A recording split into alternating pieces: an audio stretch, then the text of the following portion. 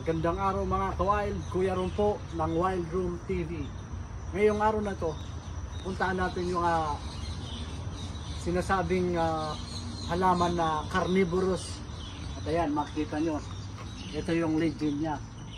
Yellow, green, parasol ferns and carnivorous plants.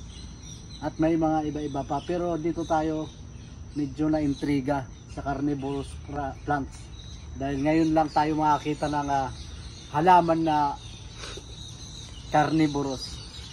Ayan, mamaya-maya mga ka-wild, babalikan ko kayo pagka nakita na natin yung carnivorous plants. At ayun na nga mga ka-wild, excited na ako pakita sa inyo. Alam nyo ba na may mga carnivorous din na halaman ng iba't ibang bansa, pero siyempre hindi magpapatalo ang Pilipinas. At halika kayo, tignan natin. Ito siya mga ka-wild.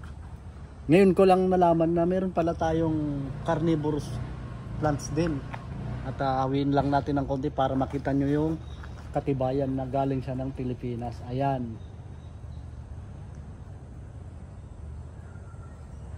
Ayan.